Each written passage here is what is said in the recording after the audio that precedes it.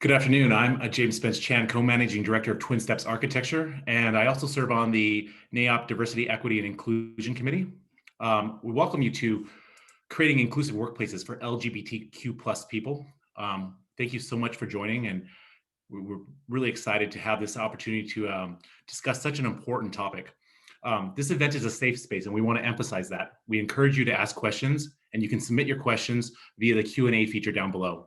There'll be time, we're saving time near the end of this to have some moderated Q&A, and we may incorporate those, through the conversation, as they kind of resonate with the conversations and as the discussions take place.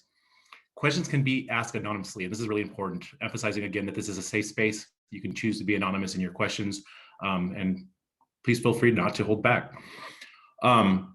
Events like these would not be possible without our sponsors, and we'd like to take a moment to thank them for allowing conversations like this to take place. Our gold sponsors include DPR Construction, Form, a women's small business consortium, Hermanson Company, Holland Partner Group, Hudson Pacific Properties, MG2, Shukart, Skanska, and Stokes Lawrence. Our silver partners include Boots Construction, Gensler, Investco, LBA Realty, Mortensen, McKinstry, and NBBJ. Our bronze sponsors include Callison RKTL, Coughlin Porter Lundin, Dagan Kolb Engineers, DWS, and PSF Mechanical. Again, thank you to our sponsors for allowing this type of conversation to take place. Again, my name is James Spence-Chan, co-managing director of TWINSTEPS Architecture. Very excited to moderate this panel today. Thank you to my good friend, Mark Washington, who also serves on the committee, for encouraging me to do this and pushing me a little bit out of my comfort zone. I've had a great time over the past couple weeks getting to know this great team that we have on our panel today. I'd like to take a moment for each person to introduce themselves.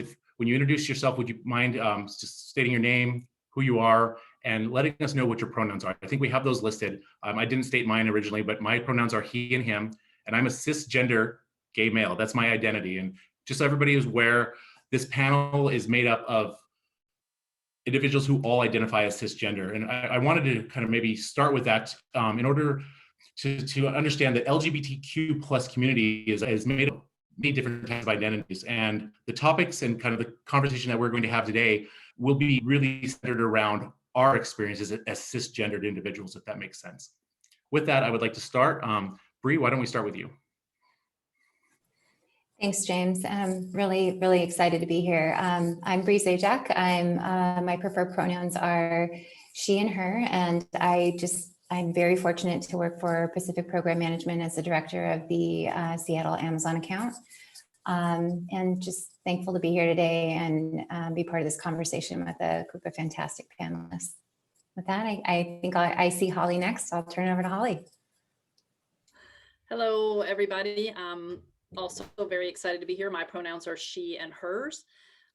I'm Holly Warnick, and I have been with CBRE for, it's unbelievable to me, but for 13 years. Currently, I'm the Senior Director for Global Account Operations, and I live in West Seattle with my partner Karen and our 5 dogs. And yes, I said 5. So, and then James, when it gets back around to you, maybe you can explain to people what cisgender means in case there's individuals that aren't truly clear on what that is. Yeah, thank you, Holly. Good point. Appreciate that. Laura? Good afternoon. I'm Laura Soma. I'm project manager at GLY Construction. My pronouns are she and her, and I'm excited and very honored to be part of this conversation today. Thanks, James. Thank you, Laura. And thank you again, Holly. I would like to maybe read out of the Merriam-Webster dictionary for cisgender. I think that would make the most sense here. And so the definition is of or relating to or being a person whose gender identity corresponds with the sex the person had or was identified at given birth. So very simple. It's we identify as male or female. That's what our doctor identified at the point of when we were born. And obviously there is other identities out there, but for this topic, we will stick to the cisgender perspective. We'd like to go now and maybe have each of you share a little bit about your background on why this topic is important to you. I know you've started with explaining on who you are and how you identify and what you do. Maybe we can start to dig a little bit deeper and open up the conversation to why this idea of inclusion to our community is so important. And why don't we start with you, Holly? Sometimes it's hard to find your mouse. Oh, the mute button. So I'll just briefly, I think that for me, there's a couple of reasons this is super important to me. And I'll share this throughout the session, but I came out later in my life. I was older when I finally got to that place where I felt safe to do it. And I was actually working for CBRE at the time. And so I think because I was so late, I wasn't willing to hold back. And so I stepped in, kind of 100%. And so the inclusion piece is really important to me because I put myself out there. And then the other thing is it's impossible for me, and this is just my personality, to separate personal life Holly from work life Holly. I joke at work all the time that I'm an oversharer. And so I have to feel safe with the team that I'm working with to be able to bring my full authentic self in every day and share those parts of my life that are important to me outside of work. So there you go. Thank you, Holly. Laura, why don't we go to you next? So I had been with GLY for about 14 years when my girlfriend at the time, now my wife, put a ring on my finger. Well, working for a contractor, I was really afraid to come out of the closet. So Monday morning, I went into HR and I put my ringed hand down on HR's desk. And she looked at it and she goes, "Congratulations." I said, "Thanks. Her name's Tanya. And I'm here. I'm letting you know because I'm a little concerned about coming out of the closet, but I'm not hiding it anymore." And she was really surprised that I was worried, but I'd been in the industry since the 80s. So, you see a lot over the years. And she said, "You know what, I get it. I'll go to the partners and I'll talk to them." And bless her heart, she did it. And she let me know that not one of them had an issue. And a couple of them even commented they were just excited that I'd found somebody. So I was very blessed in that respect. Thank you, Laura. That story still makes me smile even hearing it now for a couple times, Bree?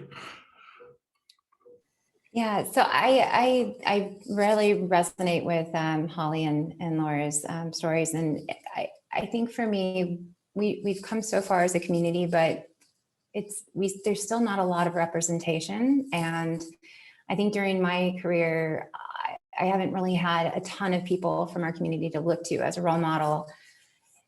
Not seeing or knowing that there were others that I could relate to, it kind of made that journey tough and lonely and challenging. So today's conversation is important to me because I feel like it puts a face to our community for others. It gives us this opportunity to know that we're real, we do exist, and that we can relate to one another. It's very empowering and important for us to know we have a community. And yeah, that's why I think it's important. Thanks, James. Thank you, Bree. And with that, I would like to maybe continue with you, Bree, actually, if you can come back off mute and look to maybe start to speak to some of the negative experiences. And we'll pose the question this way, and for all the panelists, but starting with you, can you elaborate on any experience where your sexuality or identity has been used against you in the workplace, or you've been made to feel uncomfortable or less than? Anything that you really resonated to you as a very kind of soul-shaking negative experience? Yeah, I came out about 15 years ago at work. And at that time, I was with a really small family-owned company. And until that moment, they knew me as a cisgender woman that was straight and married and was a mother. And it was awkward. I came out, it was awkward for me. I really didn't have anyone to approach with how to have the conversation. I didn't even know if the questions I was receiving back were appropriate. It was tough. And conversely, my employer was clearly uncomfortable. They didn't have a strategy. They didn't have a policy or a plan. And that discomfort eventually led to a separation of employment. And I found myself in a space where I was really hurt, really confused. And, I found myself hesitant to be my authentic self. So, as I continued on and I had to find new employment, figuring out when and how to come out became normal.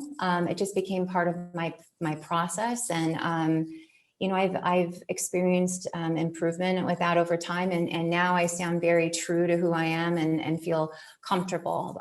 Part of that is I've had great experiences. I've been with CB in the past, and my employer now provides me an environment that I wish for everyone, where I'm celebrated for the human that I am first, for my work and my diversity. So I feel like I've come that full cycle, but that first experience was truly, truly painful and the worst possible outcome. I don't wish that on anyone.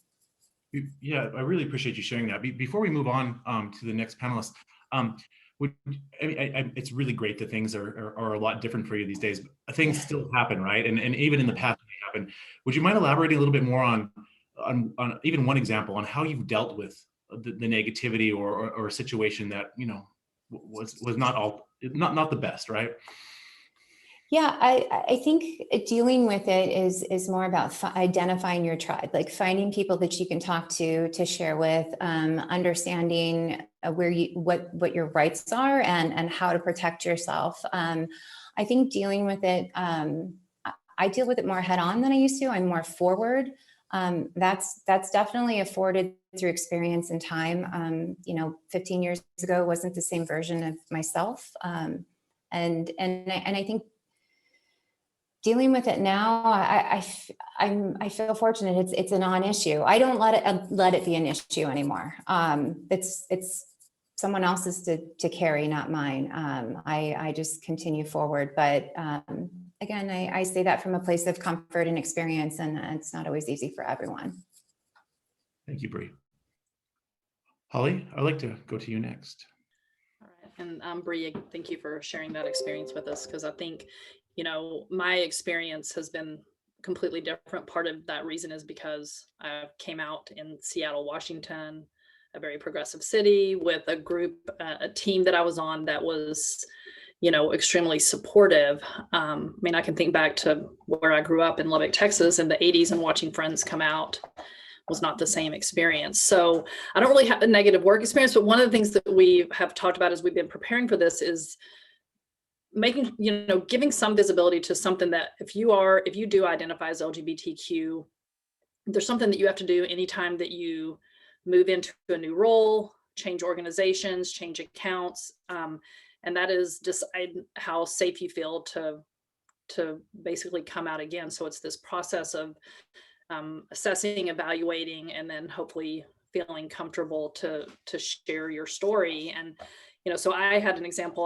I've been on the same account for 13 years, but I moved into a new role, and it was a part of the organization that had not been with CBRE very long. And I didn't really know most of the people that I was closely, or not at all, that I was going to be working with. And so it was this anxiety in a way, because I was leaving this group that I'd been super close with, that had stood with me as I went through this process. And, in the end, it was all a really good experience. But just that awareness, whenever you have individuals on your team that do identify this way, that's something we sometimes have to do every day, depending on where we are. So I think that's good for people to know. Thank you, Holly. Really appreciate that. Laura, same question. And also, how have you dealt with it, or what is your recommendation in dealing with it? So I've not had a lot of negative confrontations or issues come up. The one thing that has come up occasionally over the years is one of the guys, and I say the guys by like field crew guys, and they are male. I haven't heard anything from like this from any of our females, but they'll refer to something as being, that's so gay.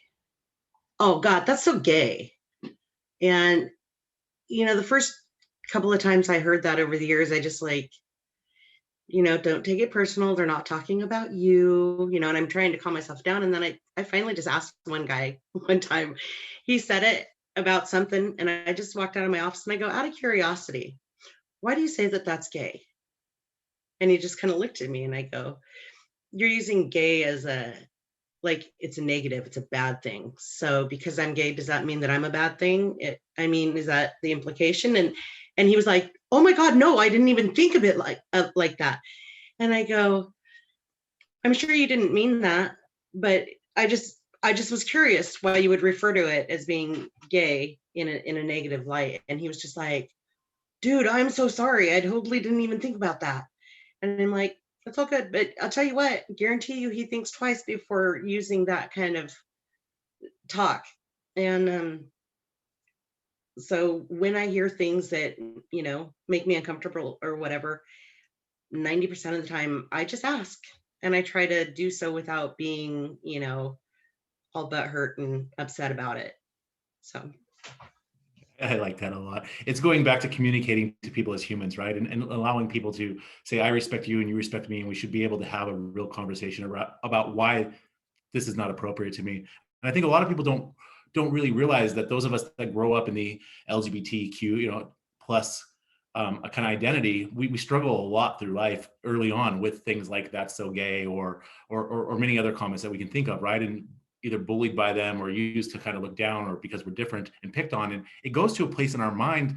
So, we're all mature adults now, but it still can go to a place in our mind that is painful, or at least has painful memories. So I really appreciate you sharing that. Kind of talking about the younger days, I would like to maybe move into this idea of generational differences. And, I think that I see the new generations coming out, and even my nieces and nephews, right, that are 10, 11, 12, 13, 14, and even younger generation moving into our industry, which are a little bit older, are a lot more authentic, right? Or a lot more of, here's who I am, you're going to accept it. And I don't think that's for everyone, but I think that there's more of that in our society as a whole. I wonder what advice you would offer to this generation as they're coming forward, both on being true to your authentic self, but as you enter a professional world where you may be up against opinions and ideas and risk maybe judgment that may or may not benefit your career, right? Or could be detrimental, let's say, to your career. I wonder what advice you all would have for these people, or for these younger people. Holly, let's start with you. Okay, so, and I'm going to kind of take this from two angles, but I think that it is very important for everyone, whether they're young or not, to feel safe in the space. And I say that a lot, but I just think it's super important. And, I work with a global team, and we have people all across the United States. And again, I'll go back to this, we're in a very progressive area, but there are other parts of the country where, even within the confines of one of our organizations, it might not be the same experience. So, making sure that you feel safe. And one of the ways I think to support yourself in that is, I guess I'll say there's two ways. If you work for an organization that has employee business resource groups or affinity groups, join up to the LGBTQ resource group, because you're going to find people that you can connect with and that will be able to support you. But then also being able to find allies within your direct organization. I love companies that have the stickers that people can put that say, safe space, or I'm an ally for LGBTQ or whoever, because then it makes it easy. But finding those individuals that are going to stand with you. And so I always share that, I had a lot of people that supported me. I don't want to say it was only two people, but there were two particular men that I had become pretty good friends with, and they were both ex-military.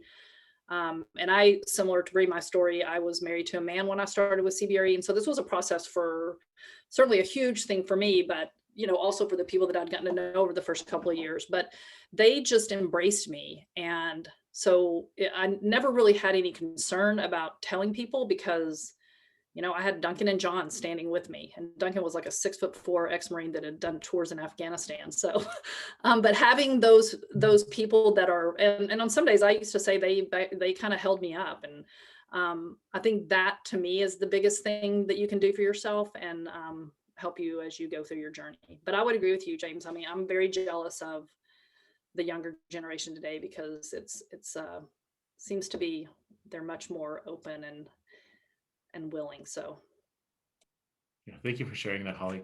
Laura, let's continue with you. And again, I would like, again, pose the same question, and maybe with a little bit even more emphasis, can we be as LGBT plus people, can we be too authentic? And is that a thing? Or I would really just like your thoughts on that. So I feel like there's two questions here.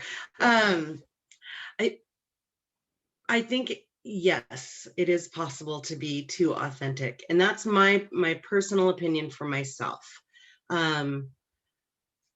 I try very hard to know my audience. I work on projects with, just for an example, some of the large tech companies in the area. I have no concerns about truly being my authentic self, because most of those firms, I've worked with them for years, and I know that their whole company culture is about inclusion. And so I don't have any concerns being who I am, and saying, my wife and I went to the ocean over the weekend.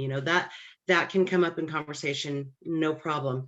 But I try to also be very, very respectful.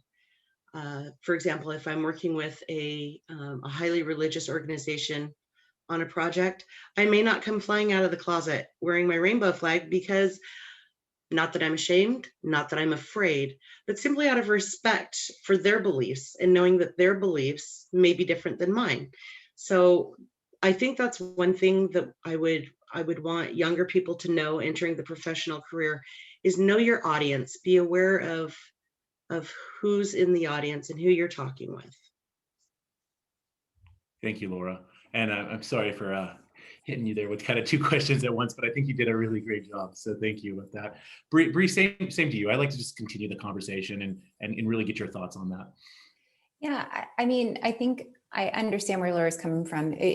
It's all about creating space for people to have genuine, accepting relationships, and to approach those situations with your authentic self, but allowing them space to also be authentic. And sometimes authenticity can come across with awkward questions that are well-intended, but just lack education. And I think I would coach myself and others to give myself and others the gift of understanding and patience with those questions.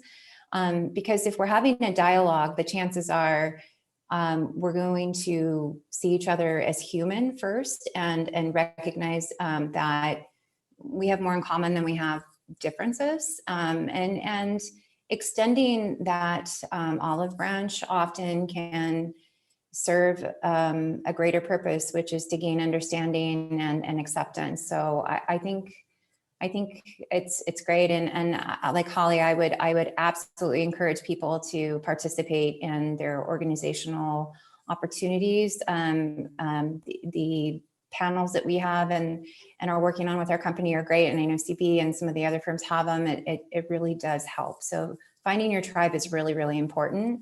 And being an ally for others sets the tone. Thank you, Bree. I really appreciate your perspective on that.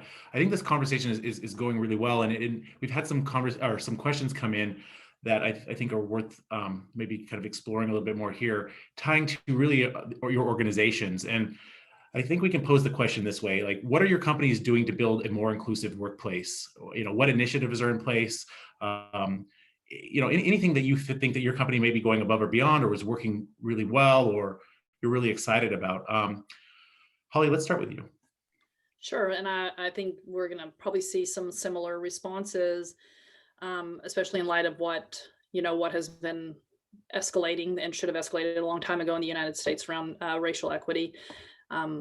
So what I saw, and, CBRE has always been inclusive. And I think that we have done a pretty good job of making space for unique and diverse individuals, but it is corporate real estate. And so we're on a journey. And what I've seen over the last year on my account specifically is we have really focused on what we're doing to change, how we're approaching diversity, equity, and inclusion. And it's been super interesting, because as we've evolved over the year, the conversation has started to shift more to inclusion.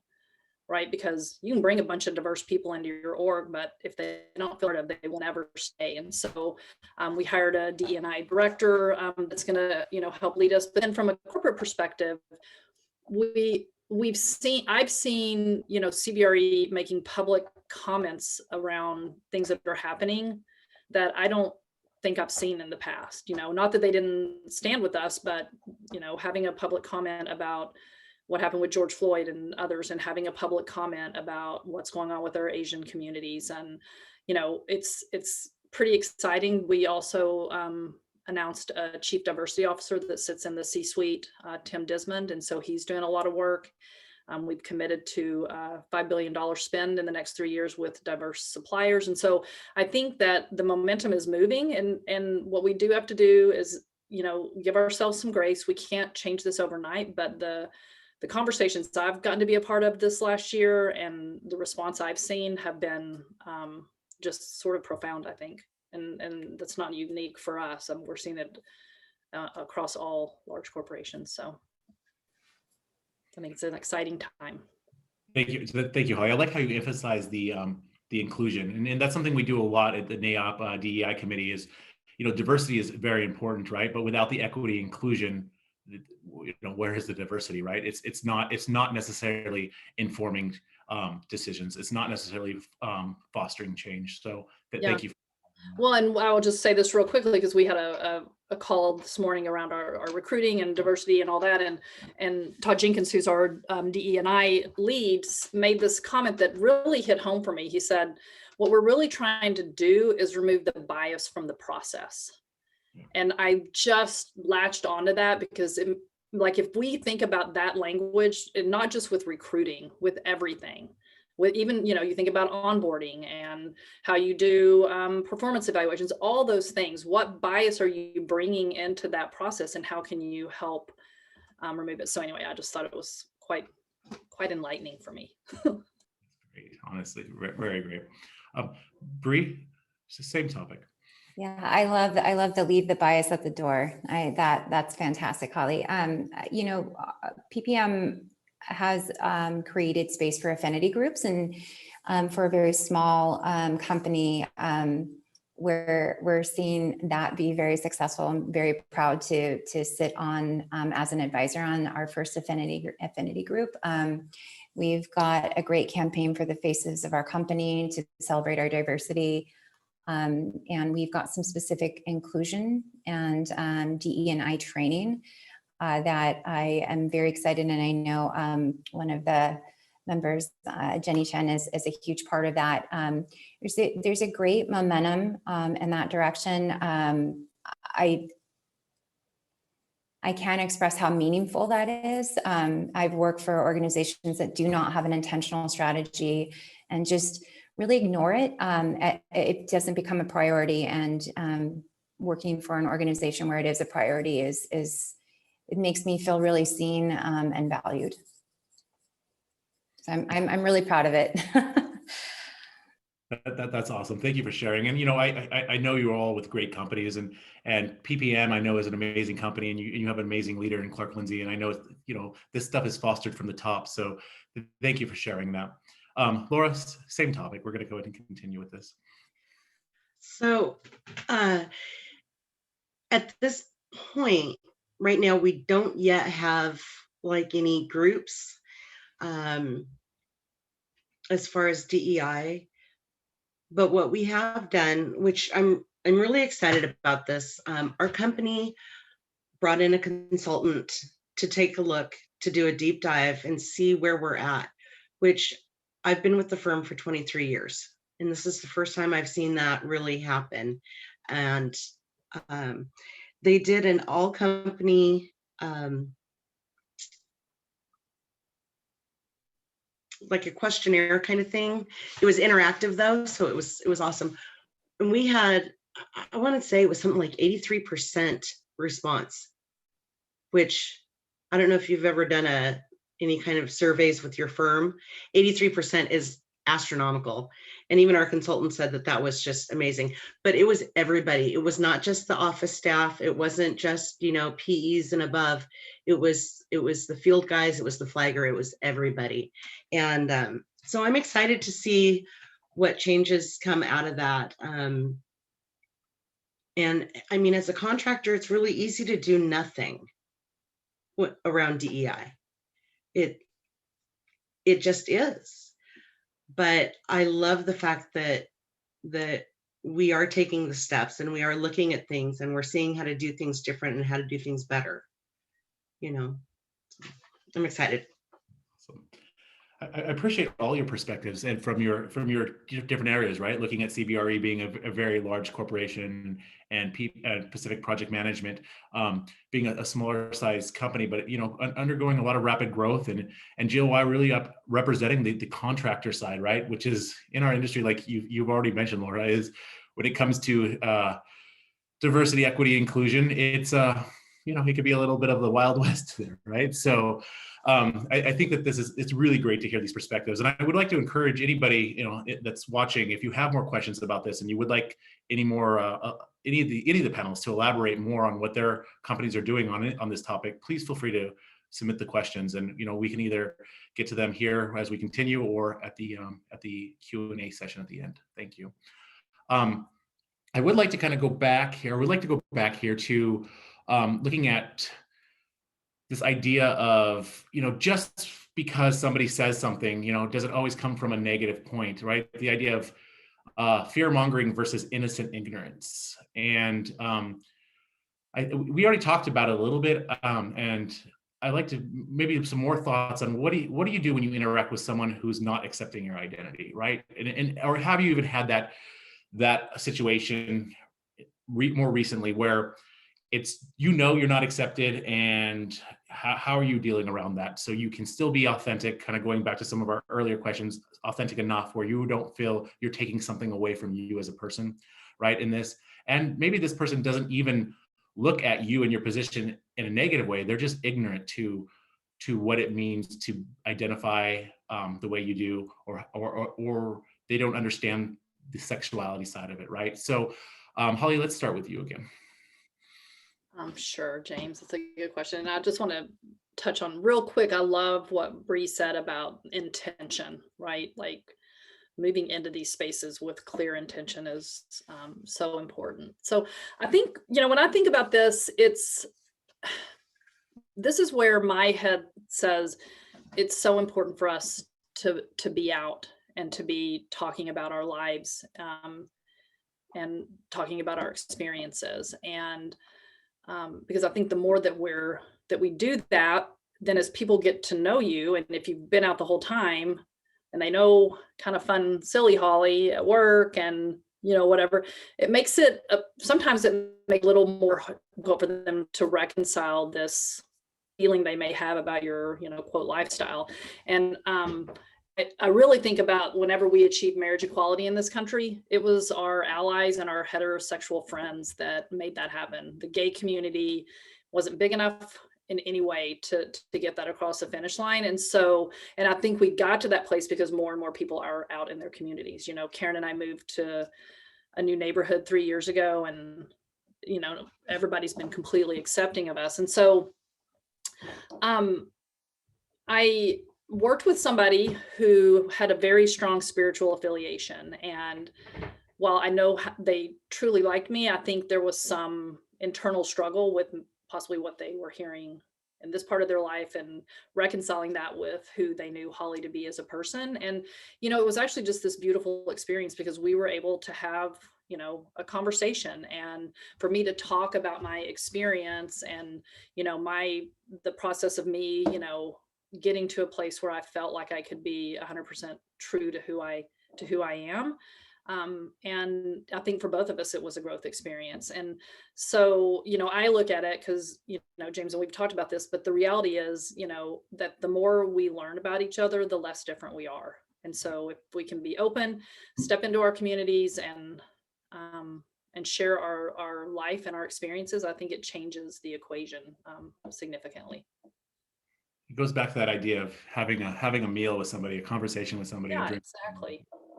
Yeah, Exactly. I think we try to do it a lot when we look at cultures that are different than ours, or people that are from other countries, right? It's a little bit more of kind of a go-to. Hey, I need to figure this person out, and I need to connect more with them. I think sometimes when we're looking at people that are in our own communities, our own country, we identify in our own culture, we just expect them to kind of fit our norm, right? And so we just want to put them in that category, and we're not maybe going that extra mile to say, well, why are they different? Yeah. Well, and I think part of it too, and we've all hopefully had some of these experiences over the last year, is being okay having an uncomfortable conversation.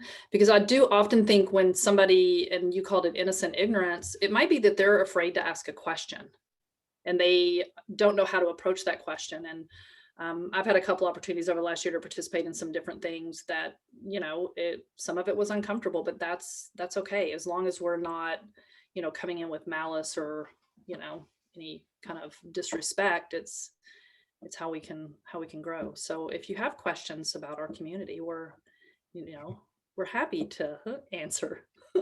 Even the uncomfortable You'll ones. probably find that it's very similar to your community. You have friends, you have family, you have 5 dogs. It's all good. I love it. Thank you so much. That's awesome. Laura, how about we have you continue this amazing conversation? Okay, I have to admit it, I don't have any dogs. I have 2 cats and a tortoise. So, Fun. I had a conversation with a coworker once, and it was after I came out, and he started talking to me about his son. And I could not figure out for the life of me, I was a little slow, couldn't figure out for the life of me why he was talking to me about his son. And then he started talking to me about his daughter. And I didn't recognize her name, and I was a little confused. And he chose to talk to me because I was a safe space, because his son was transitioning to being a girl. And so once I figured that out, we started having conversations, and we were able to discuss things, and he could ask me questions that he didn't feel comfortable talking to his child about. And, I felt like that was just a gift, is to be able to be that person that somebody else could have that awkward conversation with, and his questions weren't, they weren't necessarily worded the right way, but God love him, he was trying to figure out a better way to relate to his child, and I got to be a part of that. So I think anytime you're willing to ask the questions, even when they're hard, I think for the most part, if you are coming from a place of genuine honesty, I think most people will hear that, regardless of what words come out of your mouth. Thank you. Laura, your experiences give me chill bumps every time. Like, my gosh, I was like, oh God, I'm gonna turn my camera off because I might cry. We had somebody actually in the chat leave you a message to say, well, what a beautiful gift you gave him. So thank you for sharing that. It's really touching. I'm sure everybody watching is definitely touched by that story. Bree, I would like to just continue the conversation. This is a very natural kind of organic process here that we feel like we're going through. So I would love to just continue this. Yeah, I just want to say that I think I've not always handled this scenario well. It's hard to know and interpret intent, and sometimes you don't feel safe, and how you answer it is dependent on your level of safety in those moments when you're approached, especially with someone who's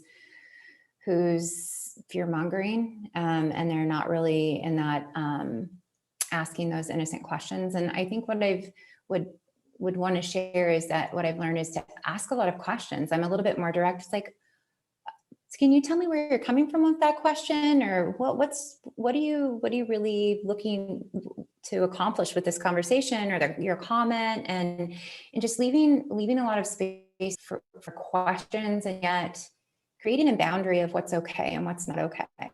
I think it's okay to ask questions as long as they're appropriate questions.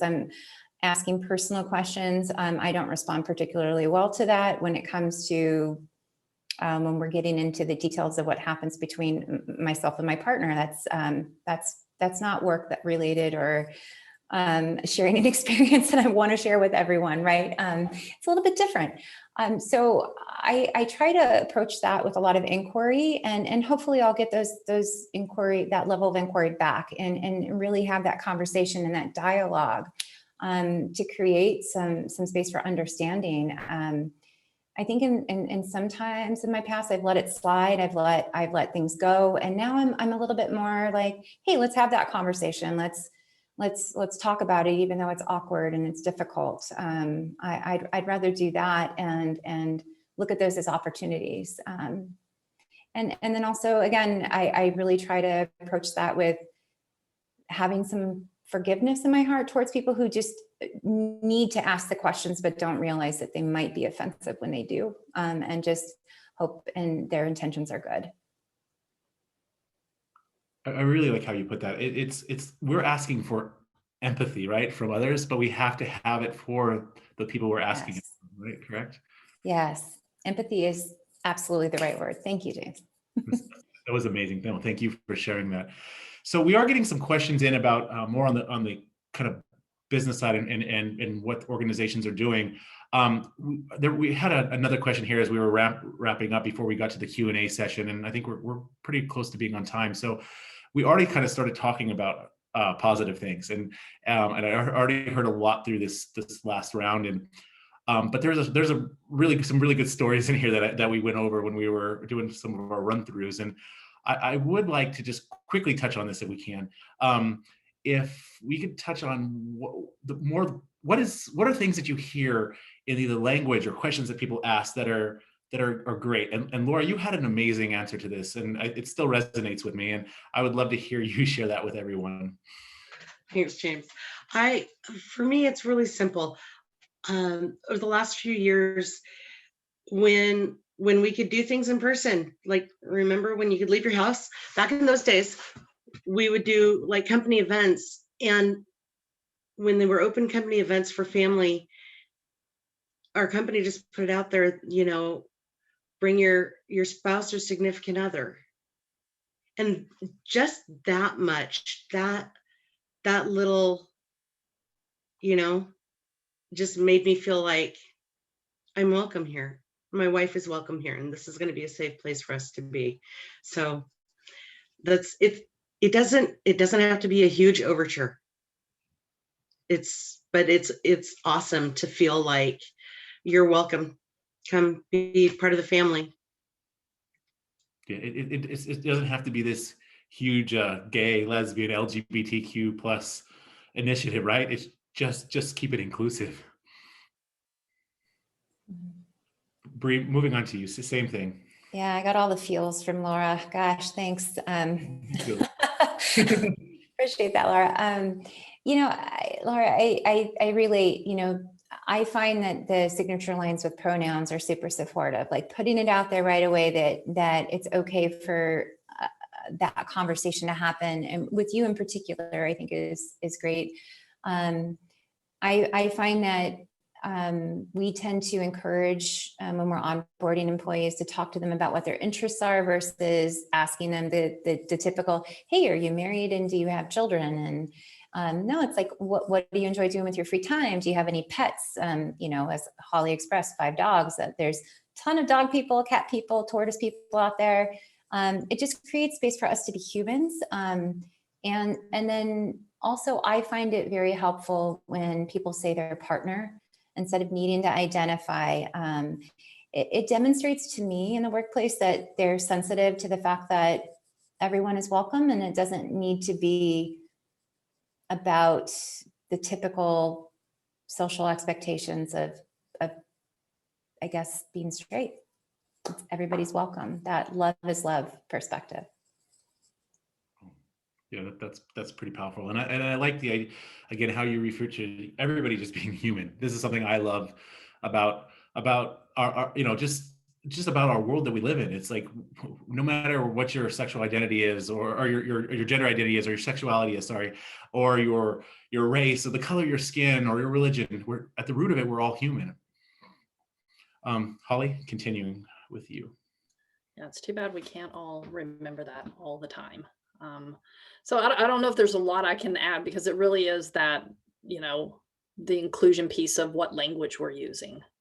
So significant other, partner, I mean, those are words that resonate especially prior to marriage equality, but there's still, Karen and I are not married, and so I call her my partner. And I think feeling confident that she's part of things, or will be welcome at events that include spouses or include significant others or partners, is super important. Now, we haven't had any of those for a while, as Laura reminded us, but they'll come again. And so, one thing we can do as organizations is, if you're sending a message and you want to make sure your language is inclusive, have somebody take a look at it. Have them proof what you're going to send, because it might be that, if you don't identify with this particular demographic, you might be not as inclusive as you could be. So, I think that would be a good suggestion. So that's all I have, James.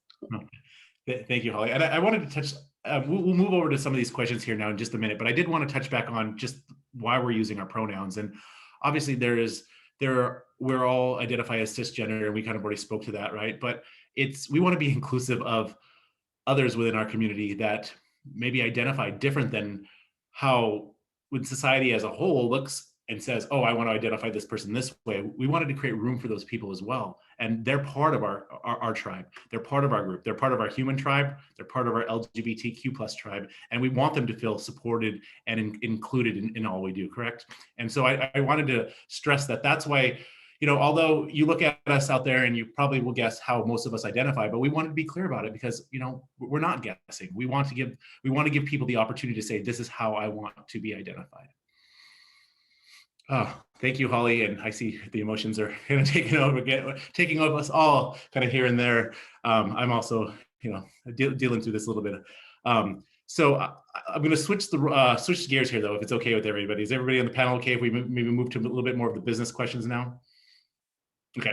So Holly, I think we will go with you initially on this. We have a question from someone. They have started an employee resource group at their organization. They would like to know, what advice would you give to that chair of their ERG group and the executive sponsors? So it's interesting. I've been on our national board for our LGBTQ and allies employee business resource group for the last 6 years. And so it's been around for a while. But when I came in, we only had like 90 members, and now we're pushing close to 1,000. And I think the 2 or 3 suggestions that I would give is, create your mission statement. And I make fun of a friend of mine at work. She's so all about the mission statements, but it's really important. What is your charter?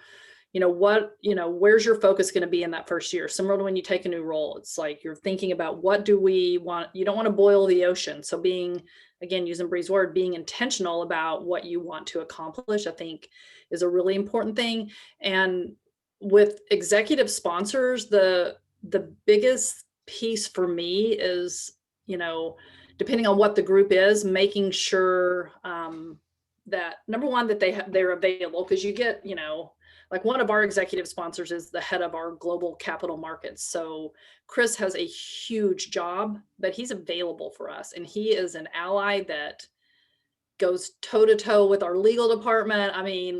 So having someone that's an influencer and that has, the ability to support you, I think is super critical. And I guess, and then, doing your really good outreach. We just launched, an individual on my team helped launch our Abilities Employee Business Resource Group this year. And so they just went through this process, and they were able to mirror what all of our other groups have done. But I think those, I guess, would be the things that come to mind. But I'd be interested to hear what Bree has to say, because she's sort of on the closer to this, and y'all have been kind of going through it sounds like.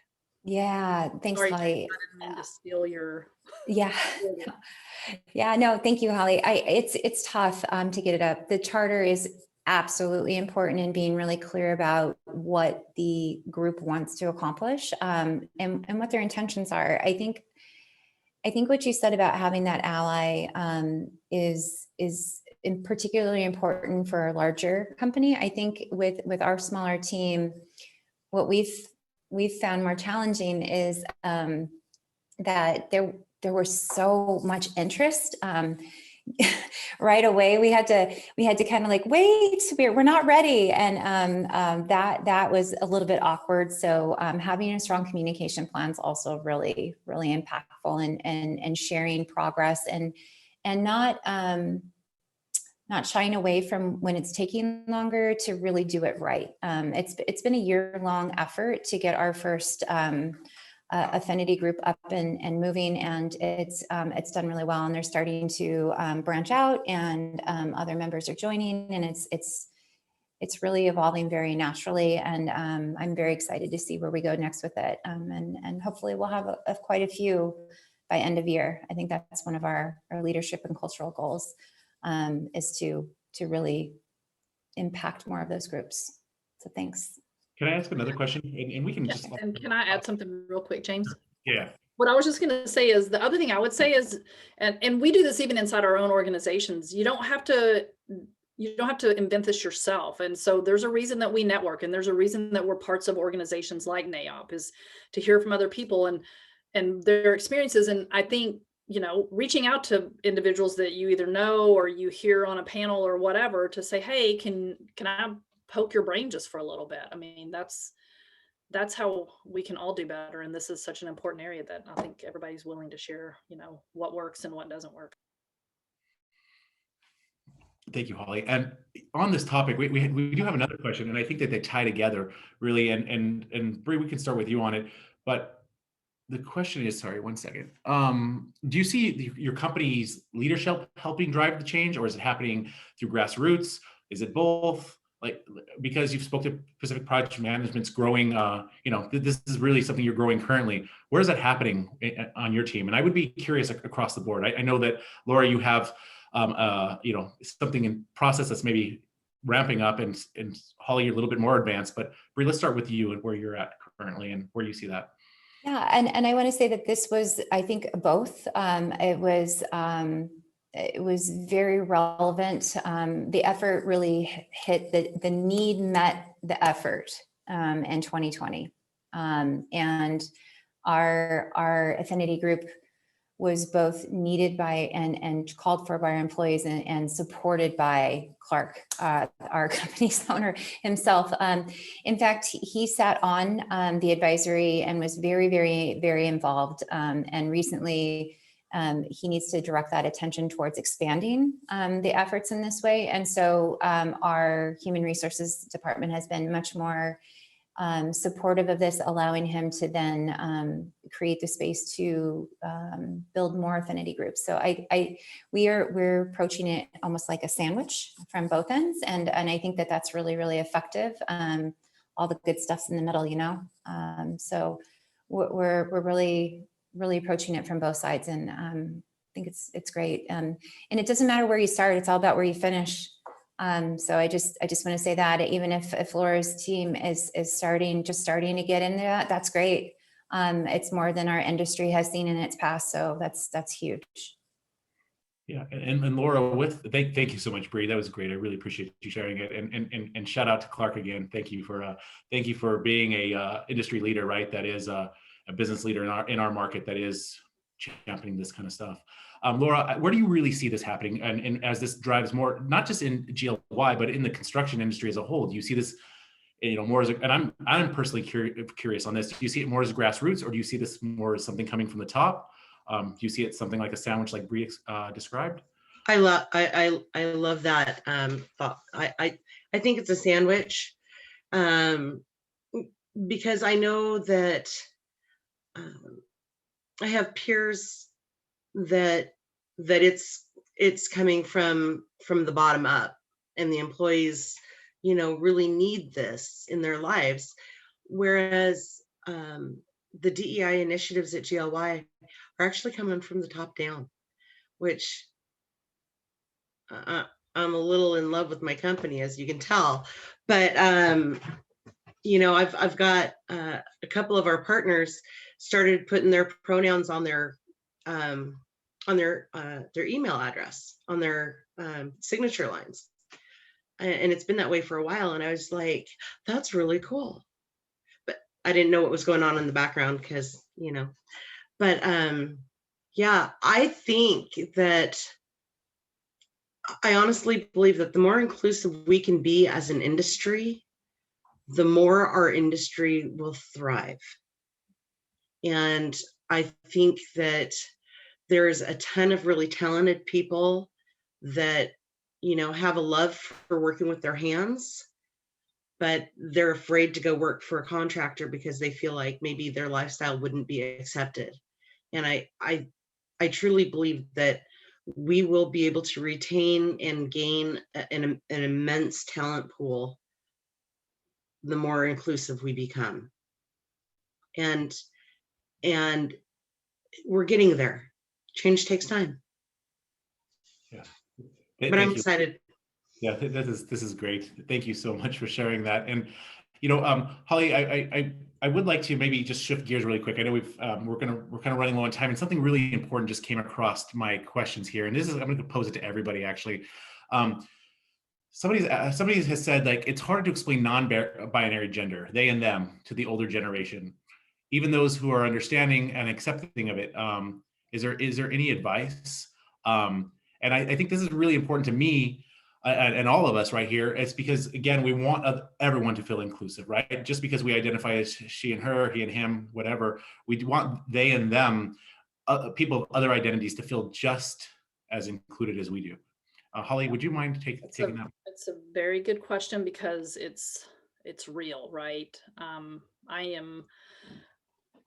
mean, if I'm being completely honest, I struggled to understand the non-binary, and then I had the opportunity to talk to people either that had family or that was their, you know, their personal identity. And so, you know, again, part of it goes back to being able to have conversations, which is sometimes that's not super easy. I think finding resources to help educate people. The Human Rights Campaign has a ton of resources that can help people learn. And this concept of the pronouns, which I know is uncomfortable for some people and people don't get it, is so, like, if you are non-binary, or if you're somebody who is in the process of transitioning and you want to use your new pronouns, this is like a critical thing for those individuals. And it's a game changer when organizations support it. I don't know that I have the answer on how to help people understand, but I think, you know, doing some, you know, reaching out to, like I said, like Human Rights Campaign, or I think there's another organization that does stuff, especially with transgender individuals, but finding those people that have subject matter expertise, maybe to come in and talk to your organization and share, you know, what this means and why it's important to use the appropriate pronouns, even though you might have people that are like, well, they is plural, so I'm not going to call an individual they. Well, no, that's not okay. And that's not right. And so I guess that would be my two suggestions, and I'll share real quick because I don't want to take a ton of time, but we just recently rolled pronouns out at CBRE just in the last 2-3 weeks. And we have an individual on our board that the day the announcement came, changed their pronouns to he, him, instead of she, they. And like, it nearly made me cry when I saw it, because it's like, this is, you know, this is how impactful it can be for people that need it. So I don't know if that was helpful, but it was an answer. No, that was very helpful. And we've had some resources shared. There's a website that's shared in the chat if anybody's interested in clicking that, mypronouns.org, what and why, that goes into more detail. And then GLAAD also, GLAAD, also has some resources around this.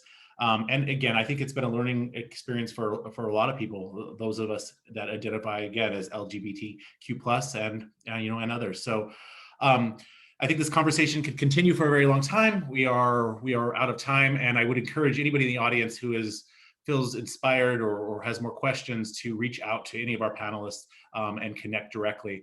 One more big thank you to our sponsors for again making this happen and us really being able to have this conversation together. Gold sponsors include DPR Construction, a women's small business consortium, Hermanson Company, Holland Partner Group, Hudson Pacific Properties, MG2, Shukart, Skanska, Stokes Lawrence. Silver sponsors include Boots Construction, Gensler, Investco, LBA Realty, McKinstry, Mortensen, and BBJ.